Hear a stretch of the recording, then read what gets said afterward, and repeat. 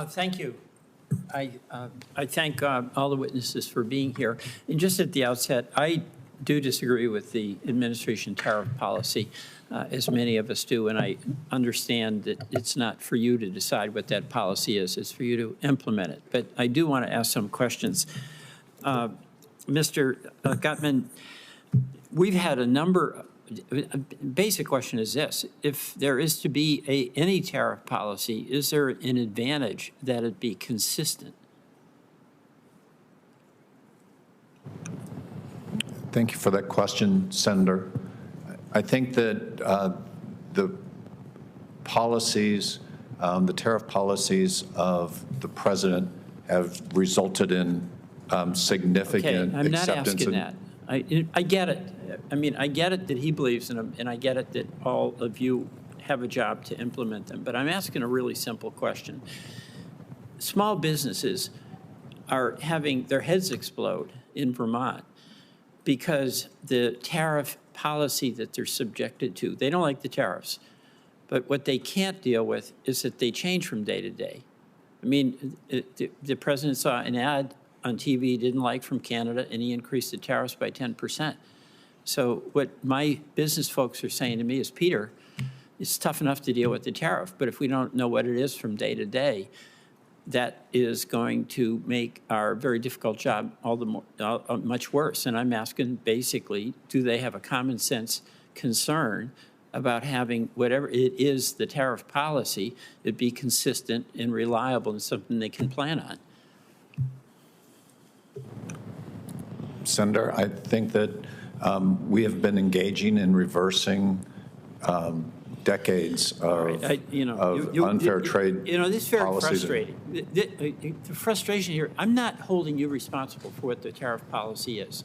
That's the president. He got elected, and he's entitled to pursue it. I believe it should be Congress's responsibility on it. But I'm just asking, you'll have a very major position, as you will, and you'll be giving advice to the president. And let me ask you this. Would you say, President, why don't we get a tariff policy and then have that be something folks can rely on and count on? Is that something you'd suggest to the president is a good idea?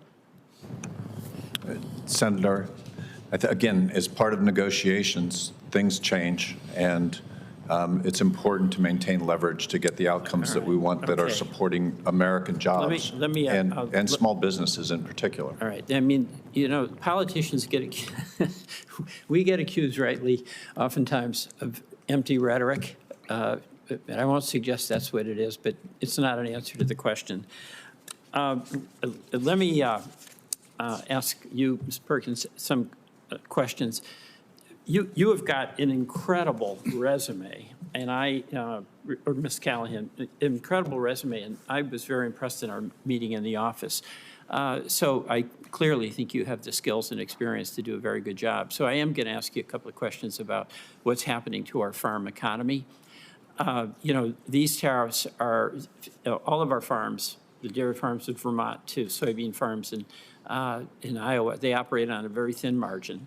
And we had a hearing with Senator Grassley yesterday. And of course, we had some Iowa soybean farmers who can't sell their product.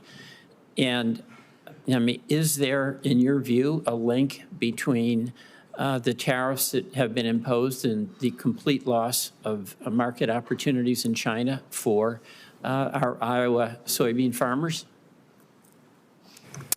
Thank you, Senator Welch. And really, from my own perspective, negotiating the agreements on reciprocal trade, it's actually the opposite situation where previously the United States had an average agricultural tariff imposed on imports of 5%, while we were negotiating with countries that have 10, 15, 20, 30% average tariffs on U.S. agricultural goods going into those countries.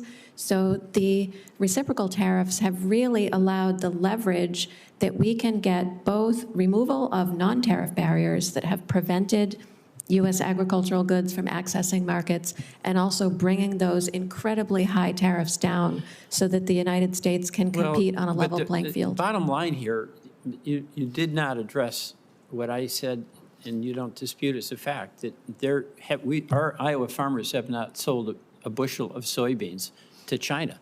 and they're getting hammered. I'm just going to end with a quote that really reflects the dismay among our businesses. These are practical people. A lot of them voted for the president, but they got to run a business.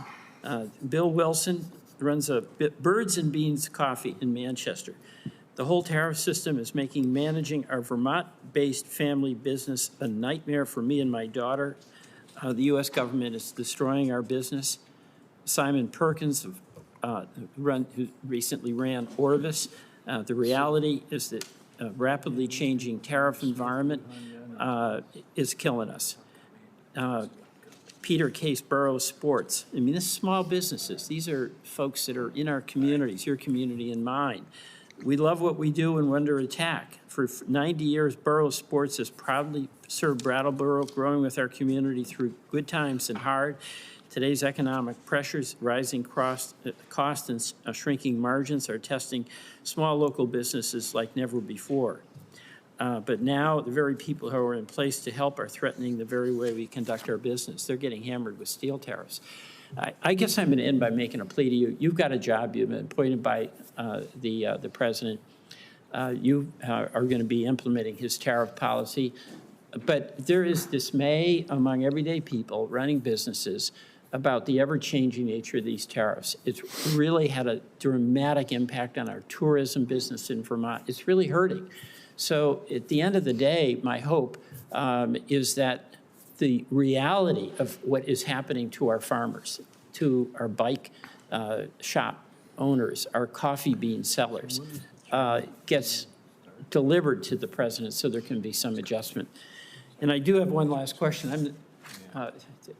I'm getting a little latitude here from the chair, but I do want to ask one on Social Security. You know, the death benefit when your spouse dies is $255. And today, that was in 1955. And today's money, that'd be over $3,000. We haven't adjusted since. And I've got a bill in so that we would bring up that benefit to reflect inflation. Is that something you would support? Senator, I know this is something you're passionate about and a bill that you've been working on for some time. I can't hear you. I know this is an issue you've been working on for some time, and I'm sympathetic to it. It'd be inappropriate for me to comment not being there, whether I can support. Well, you think 1955 funeral benefit works in 2025? Costs have certainly gone up, Senator. I agree with you. Well, I hope I can get your support on that. Thank you. Mr. Chairman, thank you. I yield back.